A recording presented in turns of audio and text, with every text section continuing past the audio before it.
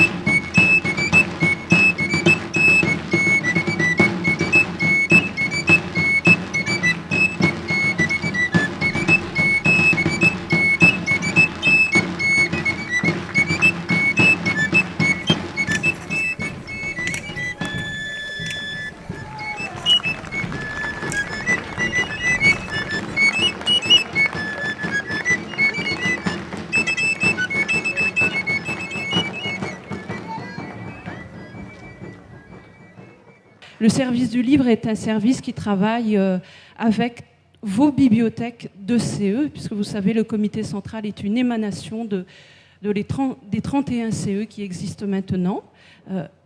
La suite, je ne sais pas ce que ça va donner, mais nous le verrons ensemble. En tout cas, ce service travaille évidemment énormément avec les CE, et vous l'avez entendu dans le petit film qui est passé juste avant, avec les bibliothécaires évidemment des CE. Ce sont des partenaires privilégiés, voilà, des collègues d'ailleurs, hein, ce sont nos collègues sur le terrain qui font un travail de fourmi pour apporter au plus près des cheminotes et des cheminots le livre et la lecture. Ghislain Heinlein qui va donc nous lire le poème qui vous a été présentés tout au long de la semaine. Vous avez pu élire celui qui vous plaisait le plus. Donc c'est bien le vote des cheminots, hein, une nouvelle fois, qui va s'exprimer. Et Ghislain, avec sa voix douce et sensuelle, va vous livrer le gagnant de ce jour. Je m'appelle Arnaud, je viens de Nîmes. Je fais rouler mon chariot, je vois beaucoup de monde. Je traverse la galerie, je croise des visages, de la musique, une différente dans chaque boutique. C'est beau, toutes ces couleurs, toutes ces ambiances. Je m'arrête, je fais mon travail, je repars. Je m'appelle Arnaud, je viens de Nîmes. Les gens passent, me dépassent, ne me demandent rien. Je marche seul, envers et contre tous. Les gens marchent sur mon travail. Je vous présente mes fioles, mes flacons, mes balais, mes serpillères. Je m'appelle Arnaud, je viens de Nîmes. Je suis Arnaud, je viens de Nîmes. Je suis Arnaud de Nîmes. Arnaud de Nîmes. Arnaud, Nîmes. Ah, nous, Nîmes.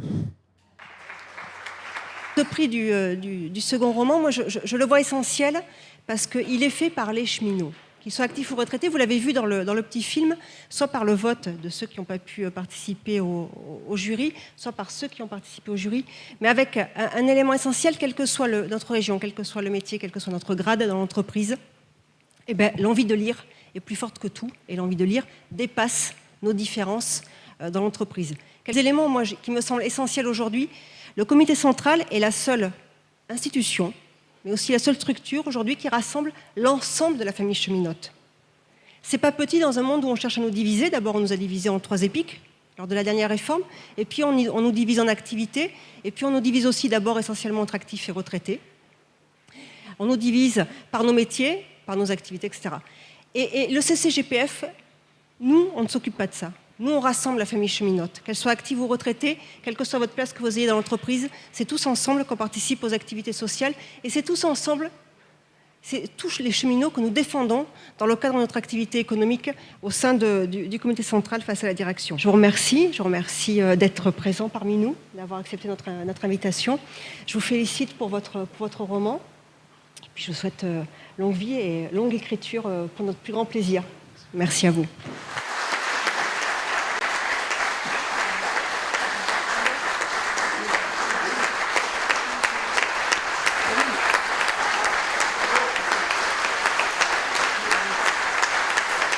Là, c'est vraiment un prix avec des gens issus comme moi, quoi, qui viennent du monde du travail. Il y a des gens qui lisent, qui aiment la lecture, qui ne vous connaissent pas, qui lisent uniquement, qui vont vous juger uniquement sur votre livre.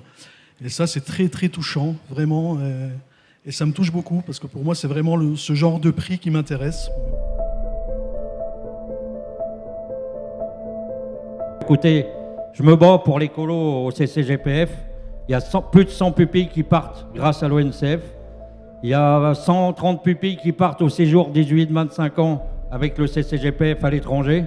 Ils sont allés en Islande cette année. Et je pense que c'est important. Et quand je vois qu'on supprime des colos dans certaines entreprises pour faire les Jeux Olympiques, où je pense qu'il n'y a que les riches qui pourront aller voir les Jeux Olympiques, sur le prix des places, ça ne sera pas pour nous. C'est malheureux, mais c'est comme ça. Et je pense que c'est important.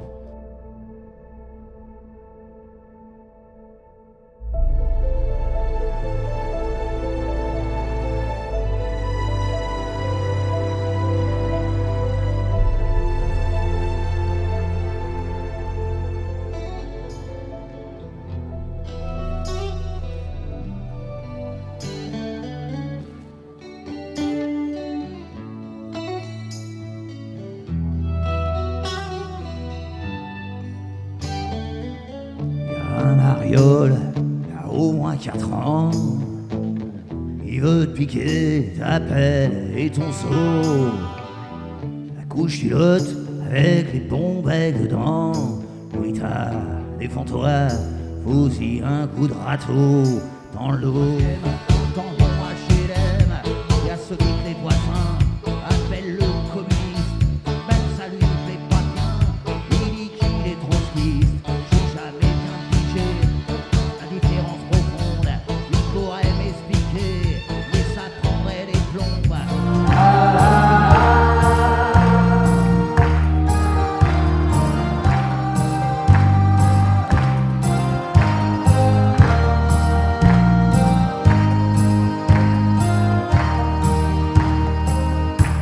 tuer vos dieux. Parler les uns avec les autres. À tout. Mon idée en ayant choisi ce thème, est-ce qu'on est responsable de ses propres malheurs, c'était vraiment de réfléchir avec vous sur un phénomène qui est quand même fascinant. C'est celui de la résignation. 90% de la presse française, je le répète, 90% sont possédés par 9 milliardaires. Voilà. Et il faut savoir un deuxième chiffre, c'est que 80% des recettes publicitaires, dont vous savez à quel point elles font vivre les médias, 80% proviennent de 20 entreprises, Lidl, L'Oréal et compagnie. Donc vous avez d'un côté 20 entreprises qui font 80% de la pub et 9 milliardaires qui tiennent 90% de la presse. Aujourd'hui, où sont les patrons? Où sont les dirigeants? C'est devenu infiniment plus flou. Chaque fois que vous prenez quelqu'un et que vous lui dites c'est toi le responsable, il dit ah ben non, c'est pas moi. Moi je ne suis qu'un petit maillon de la chaîne. Les responsables sont ailleurs. Mais où sont-ils? Ils sont à Bruxelles, ils sont à New York, ils sont où? Bon. On a réussi aujourd'hui à rendre tout absolument insaisissable. Plus rien n'est localisable.